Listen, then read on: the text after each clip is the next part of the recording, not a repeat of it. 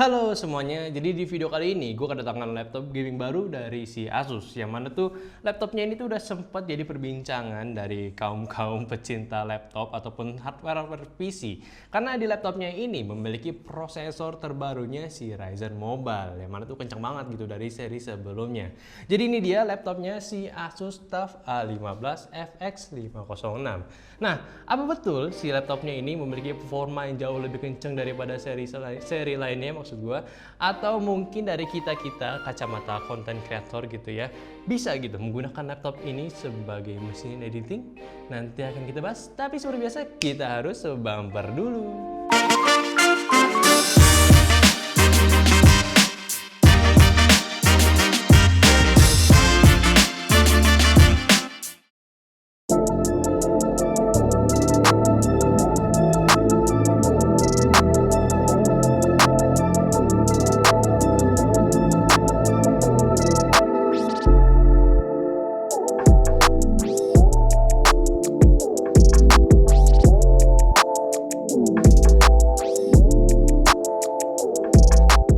Selamat datang di channel SM Media, kembali lagi dengan gue yang bakal menemani kalian di video kali ini. Jadi ini dia laptop gaming barunya si Asus, yaitu Asus TUF FX506. Jadi sebelum gue lanjutin review si laptopnya ini, gue mau memperkenalkan dulu channel ini. Jadi channel ini dia itu sering ngebahas tentang hal-hal yang berbau teknologi dan juga produktivitas, kayak pembahasan tentang kamera. Jadi buat kalian yang demen keduanya, tunggu apa lagi, langsung aja subscribe ke channel ini di sini gitu ya. Jadi dan juga tonton videonya sampai habis kalau misalkan kalian pengen tahu infonya lebih jelas juga. Oke, jadi si Asus TUF ini gue bisa bilang dia itu mengalami 70% lebih, bahkan mengalami perubahan secara keseluruhan gitu, dari desain, performanya gitu ya. Karena dari desainnya aja gue bisa lihat itu lebih keren lagi gitu, lebih simple, nggak terlalu gamery, bahkan gue bisa bilang ini agak sedikit professional looking gitu ya. Yang mana pribadi gue sendiri, gue demen banget sama desainnya. Notebook gaming ini memiliki warna Vortex Gray atau yang biasa dibilang abu-abu, dan terdapat logo TUF sekarang, bukan Asus lagi, yang mana gue rasa ini adalah penguatan segmentasi dari Asus ya, seperti VivoBook aja gitu. Lalu ada gimmick-gimmick baut di 4 sisinya, dan finishing matte-nya ini pun nggak bikin fingerprint magnet. Di bagian monitor ini terdapat reverse notch yang cukup lebar dibanding laptop Asus lainnya, dan juga masih terdapat webcam yang ada di sisi atas monitornya. Di sisi kerampingan layarnya pun ini belum ada perubahan dari seri yang sebelumnya, yaitu di bawahnya tetap tebal dan sisi samping dan juga atasnya masih cukup tipis. Hinge-nya ini masih bisa dibuka menggunakan satu jari aja, namun kalian perlu pelan-pelan agar membukanya itu secara rapi. Tapi seenggaknya adanya reverse notch ini, gua rasa itu cukup membantu untuk membuka layarnya. Bergeser di bagian keyboardnya ini, mostly nggak ada yang diubah kecuali feel sama tombol arrow-nya. Feel-nya itu jadi lebih empuk untuk diklik, dan arrow-nya ini agak sedikit misah dengan tombol lainnya, dan ukurannya pun dibuat agak sedikit mengecil. Plus tombol powernya pun sudah mengikuti desain laptop Asus lainnya yang lebih mungil berbentuk diamond kebalik. Tetapi gua rasa Asus belum mengambil keputusan untuk menambahkan additional button untuk media ataupun armoury crate-nya. Hanya terdapat tombol fungsi untuk pengaturan mode fan-nya di F5 aja.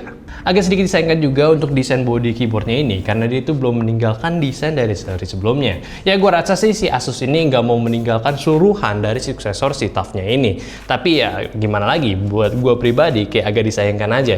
Ini secara keseluruhan udah bagus, cuman kayak kurang gitu di bagian keyboardnya. Ya ini preferensi gua aja. Dan jangan lupa ada perbedaan juga di bagian touchpad-nya, karena kali ini touchpad-nya itu memiliki tombol fisik untuk klik kiri dan kanannya, yang mana itu adalah bagus banget menurut gua. Masih terdapat LED indikator di sisi atas keyboardnya ini, yang mana ini adalah penempatan terbaik untuk sebuah laptop. Untuk di bagian portnya si A15 ini masih didominasi di sebelah kiri, namun kali ini ditambahkan USB-C 3.2 Gen 2, dan di sebelah kanannya sekarang ditambahkan satu slot port USB, yang mana case-nya ini cocok nih buat wireless receiver mouse. Bodinya ini menggunakan semacam aluminium. Kalau ngomongin soal durabilitas di laptop ini, gue bisa bilang sih durabilitasnya masih bagus dari seri sebelumnya, karena dia itu masih memiliki sertifikasi military grade 810G, yang mana itu udah kuat banget kalau misalkan nggak sengaja jatuh, terus juga nggak sengaja dipanasin, nggak sengaja ditekan-tekan, ya sengaja lah pokoknya. Jadi jangan coba-coba disengajain. Ada hal yang menarik lagi dari desain si laptop ini, yaitu di bagian bawahnya, karena si Asus juga memikirkan untuk cover bawahnya ini menjadi honeycomb design.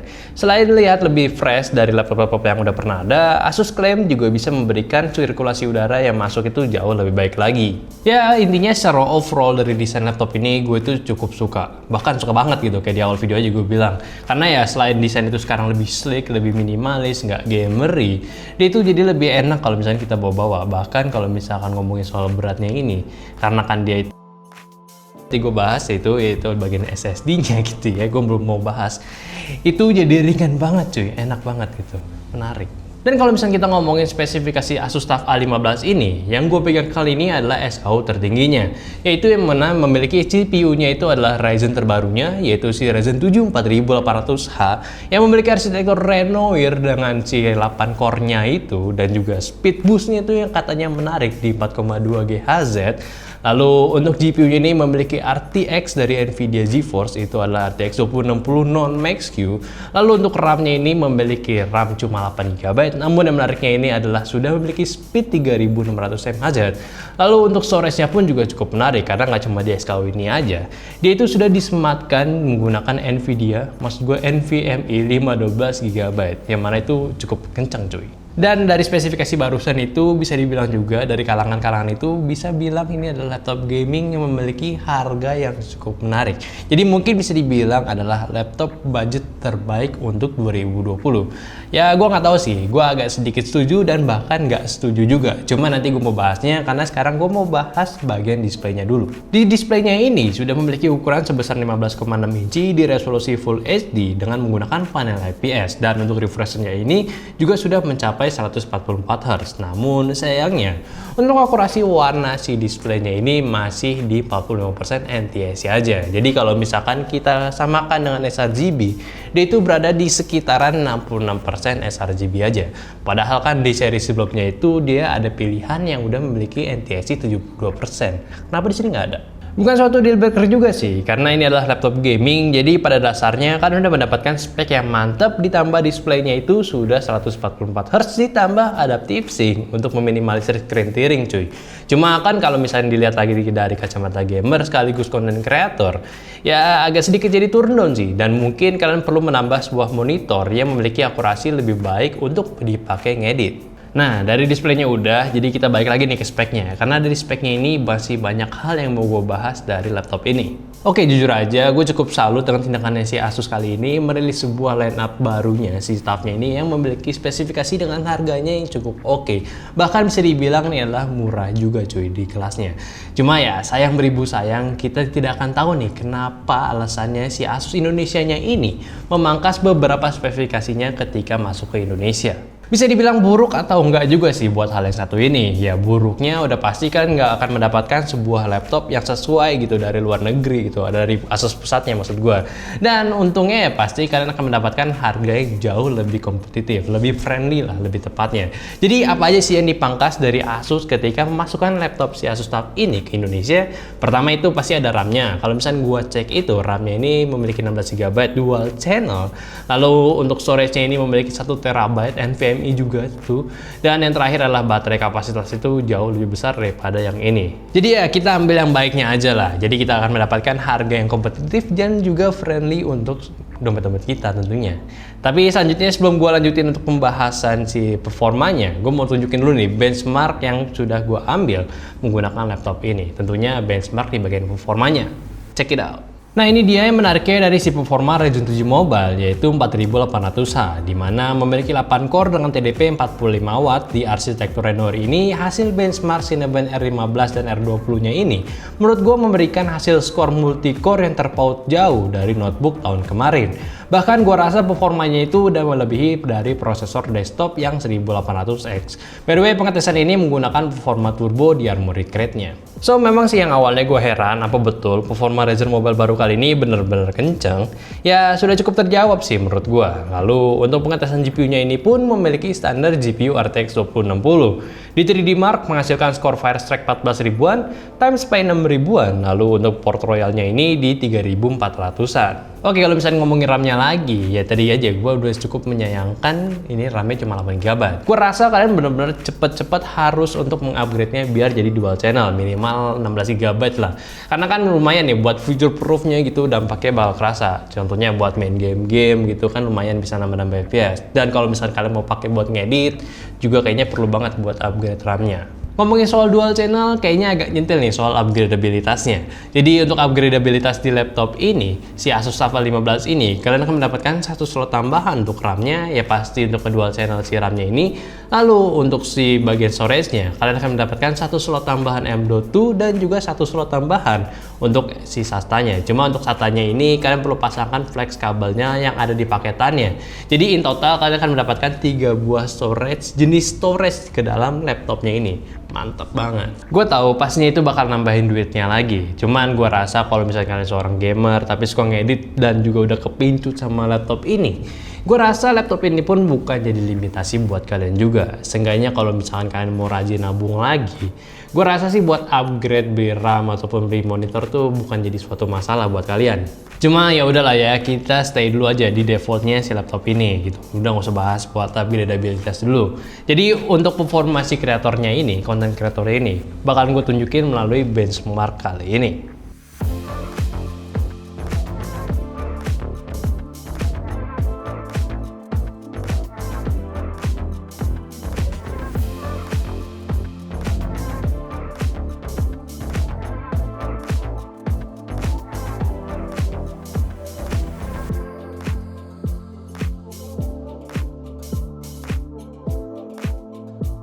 Nah, di bagian editing sebetulnya kombinasi antara Ryzen 7 4800H dan RTX 2060 itu mantep banget cuy.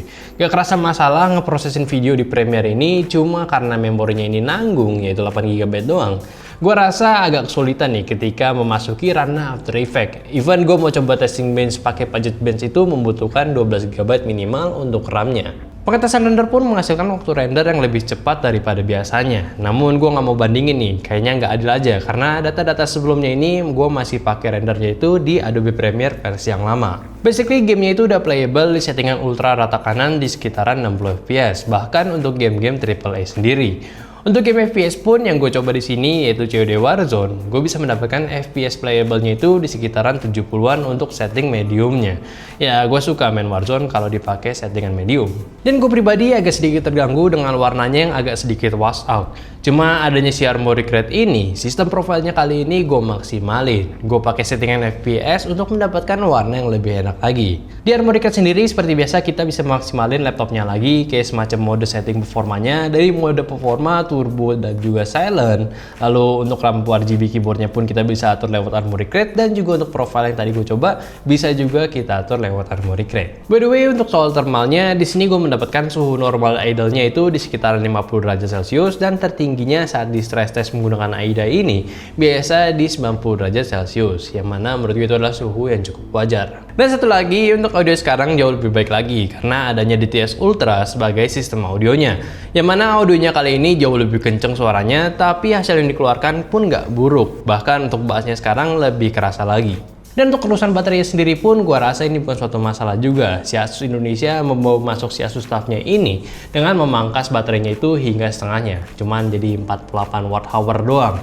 Karena kan kita sedang membicarakan sebuah laptop gaming. Jadi kalau misalkan kita mau main game dengan performa maksimalnya pun, gua rasa kita perlu colok juga nih si laptopnya ini ke listrik rumah ataupun listrik mana aja. Nggak bisa pakai baterainya pun, baterai sendiri maksud gue. Jadi buat apa juga kalau misalkan kita memiliki kapasitas besar, namun ketika mau main game ya kita nggak bisa mendapatkan performa yang maksimal. Ya gue tahu dengan adanya kapasitas baterai besar kita bisa maksimalin lagi si laptopnya ini untuk hal-hal yang non gaming kayak semacam browsing ataupun sekedar ngetik-ngetik tugas doang. Cuma ya gue rasa dengan menggunakan 48 Wh pun dengan penggunaan waktu yang sekitar 4 jam itu gue rasa fine-fine aja. Apalagi di sela-selanya pun kan masih bisa cari waktu untuk cari colokan listriknya. Tapi ya gimana nih menurut kalian? Apakah dari laptop ini sudah perfect buat kalian atau masih menemukan beberapa kekurangan dari laptopnya ini? Coba dong kalian komentar di bawah, mungkin kita bisa bahas atau mungkin gue bisa laporin ke tim Asusnya. Oke, kita bahas kesimpulannya. Jadi menurut gue, untuk laptop ini gue bisa bilang laptopnya ini memiliki potensi yang cukup besar untuk dipakai banyak hal. Ya pastinya satu untuk main game dan kedua itu kita bisa pakai buat produktif, kayak dipakai buat ngedit-ngedit contohnya. Cuma ya dengan catatan kalian perlu mengupgrade juga sih gue rasa untuk memaksimalkan performanya juga. Dan dari desainnya ini, gue rasa ini adalah desain terbaiknya si Asus TUF kali ini. Jadi udah less gamery, nggak terlalu gamery dan juga dipakai buat keluar pun gua rasa nggak terlalu narik perhatian gitu ya, jadi tetap minimalis dan juga stylish gua rasa ya. Bahkan Asus pun gua rasa udah mengambil keputusan terbaiknya untuk memperkuat seri-seri notebooknya.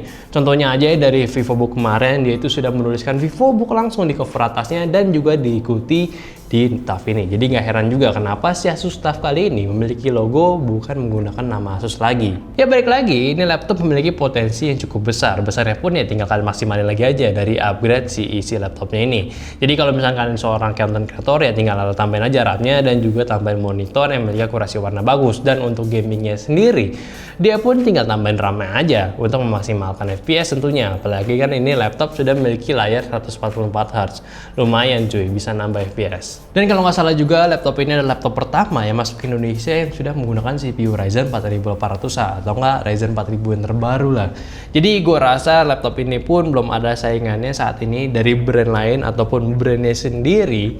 Jadi buat kalian yang memang lagi cek-cek laptop mungkin perlu nih ngelirik laptop ini apakah sesuai dengan kebutuhan kalian dan apalagi harganya ini cuy. Oh iya, untuk harganya, dari SKU yang gue pegang kali ini, dia itu memiliki MSRP di sekitaran 20 jutaan.